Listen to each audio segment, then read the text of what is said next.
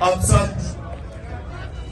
آپ جتنے بھی لوگ بیٹھے ہیں، ہماری خواتین بھی، اللہ نے ہم سب میں لیڈر بننے کی صلاحیت دی ہے.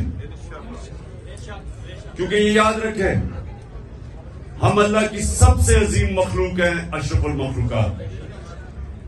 تو جب اللہ نے فرشتوں کو کہا کہ انسان کے سامنے جھکو، اور جب ابلیس نے انکار کیا تو اللہ نے کہا فرشتوں کو کہ تمہیں بھی نہیں پتا کہ میں نے انسان کو کتنی صلاحیتیں دی ہوئی ہیں.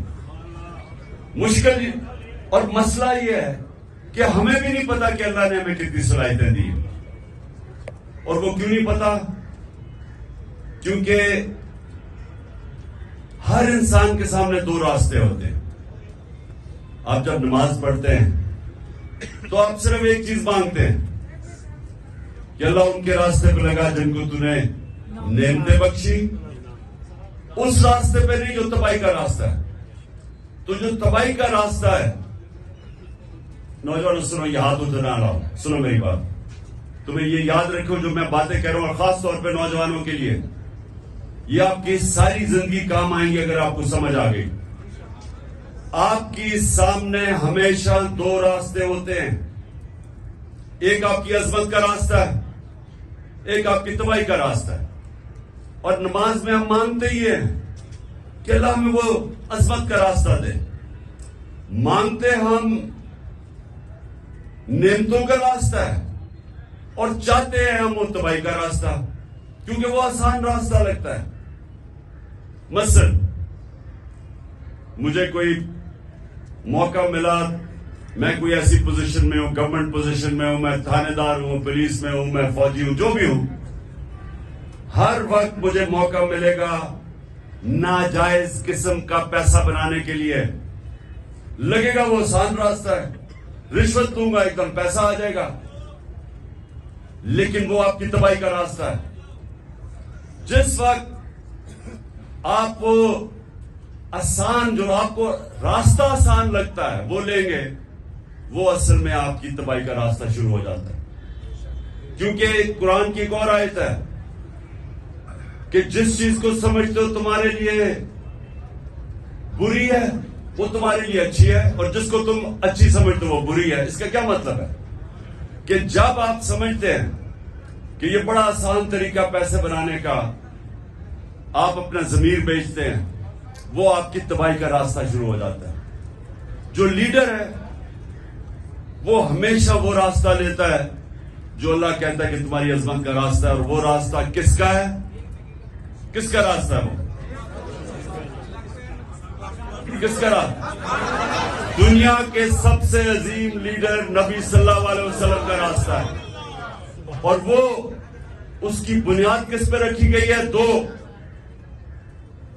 دو کیریکٹرسٹکس کے اوپر اس کی بنیاد رکھی گئی ہے لیڈرشپ کے راستے میں: صادق اور امین. سچ بولنے والا اور انصاف کرنے والا. یہ دو کوالٹیز ہیں لیڈر کی. جو بھی آپ میں سے لیڈر بننا چاہتے ہیں یہ یاد رکھیں، آپ کو یہ دو چیزیں، سچائی، جھوٹا لیڈر نہیں ہو سکتا. جب جھوٹا لیڈر ہوتا ہے تو وہ لندن میں جو بھاگا ہوا وہ بن جاتا ہے. لیڈر سچ بولتا ہے.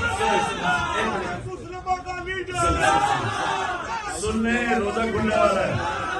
سنیں، میں نوجوانوں کے لیے کہہ رہا ہوں، یہ آپ کی ساری زندگی یہ میری باتیں یاد رکھنا. اگر آپ کی پرواز اوپر ہونی ہے، اقبال کا شاہین بننا ہے، جس کا بڑا نام ہوگا، جو اپنی فیملی کا بھی نام اٹھا دے گا، جو دنیا یاد کرے گی اس کو، وہ نبی صلی اللہ علیہ وسلم کے راستے پہ چلے گا. صادق اور امین، سچ بولنے والا. اور قرآن میں ہے کہ اگر اپنے ماں باپ ان کے خلاف، اپنے خلاف بھی اگر آپ کو انصاف کرنا پڑے، آپ انصاف کریں. اتنا زیادہ زور اللہ نے انصاف پہ دیا ہوا ہے. وہ لیڈرشپ کی، جب ایک لیڈر انصاف کرتا ہے اس کی عزت ہوتی ہے. اور لیڈر عزت کے بغیر لیڈر نہیں بنتا. تو یہ آپ نے باتیں یاد رکھنی ہیں. کئی دفعہ ہوتا ہے جی وہ میرا دوست کہہ رہا ہے تو چلے میں جھوٹ کا ساتھ دے دوں، میں سفارشی کسی کے لے لوں. جب آپ کسی کا مثلا آپ ٹیم سلیکشن میں سفارشی لے کے آتے ہیں تو آپ کسی کا حق مارتے ہیں. جب آپ حق مارتے ہیں اوپر والے کی برکت نہیں آتی، کیونکہ سارا کامیابی تو اوپر والا دیتا ہے. تو اللہ جب دیکھتا ہے کہ کسی کا کوئی حق مارا ہے، بدنیت ہے انسان، اس کو کامیابی نہیں ملتی. تو میں نے صرف آج آپ کو یہ کہنا تھا نوجوانوں کہ لیڈر دو چیزوں کے اوپر اس کی بنیاد رکھی جاتی ہے. صادق اور امین، سچا ہوتا ہے. نبی صلی اللہ علیہ وسلم کے پاس ایک قریش آیا، کہتا جی میں 60 سال کا ہو گیا ہوں، میرے لیے مجھے کوئی ایک چیز بتائیں کہ میں مسلمان بھی ہو جاؤں اور میں اپنی عادتیں نہ چھوڑوں. میں اب 60 سال کا اپنی عادتیں نہیں چھوڑ سکتا. تو انہوں نے کہا اگر ایک چیز مسلمان ہونے کے لیے تو سچ بولو. سچ میں بڑی طاقت ہے، کیونکہ اللہ الحق ہے، اللہ سچ ہے. جب آپ سچ بولتے ہیں تو اللہ آپ کے ساتھ کھڑا ہو جاتا ہے، آپ کو وہ طاقت ملتی ہے. وہ کہتے ہیں کہ انگریزی میں کہ one moral man is an army, کہ ایک سچا انسان ایک فوج ہوتی ہے، کیونکہ اس کے پیچھے اللہ کی طاقت آ جاتی ہے. اور دوسرا یہ جو انصاف کرنا ہے، یہ یاد رکھیں کہ وہ ایک ابن خلدون کا اس نے کہا کہ میرا تجزیہ ہے، بہت بڑا عالم تھا، کہتا میں نے جو سارا قرآن پڑھی ہے میرا تجزیہ یہ ہے کہ اللہ نے انسان کو زمین پہ بھیجا ہی ایک وجہ سے ہے کہ انصاف کرو، میری زمین پہ انصاف کرو. یہ دو چیزیں یاد رکھیے نوجوانوں، ان دو چیزوں پہ کھڑے رہو، آپ کی معاشرے میں عزت بڑھنی شروع ہو جائے گی. گاؤں کے اندر ایک لوگوں کو پتہ چلے جی وہ آدمی ہے، جو بھی مسئلے ہوتے ہیں وہ ادھر پہنچ جاتے ہیں ان کے مسئلے حل کرنے کے لیے، وہ سچا آدمی اور صادق اور امین ہے. سارے گاؤں اس کی عزت کرتی. نبی صلی اللہ علیہ وسلم کی نبوت سے پہلے سارے مکہ کے لوگ جانتے تھے کہ وہ صادق اور امین ہے. ابھی نبوت نہیں ملی تھی، لیکن یہ خطاب تھا کہ وہ سچا اور ایماندار اور امانت دار آدمی ہے. اس لیے یہ یاد رکھنا کہ دنیا میں اوپر جانا ہے.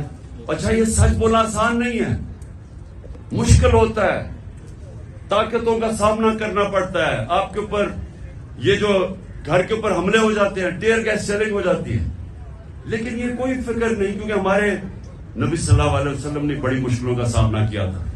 لیکن پھر ان کی جو آج عظمت ہے، اس لیے ہم آج جان دینے کے لیے اس لیے تیار ہیں کہ ان کے کیریکٹر کی وجہ سے کہ وہ رائے حق پہ کھڑے رہے اور آخر میں ساری دنیا ان کے ساتھ ہوگی. دعا کریں گے اور پھر انشاءاللہ روزہ کھولیں گے.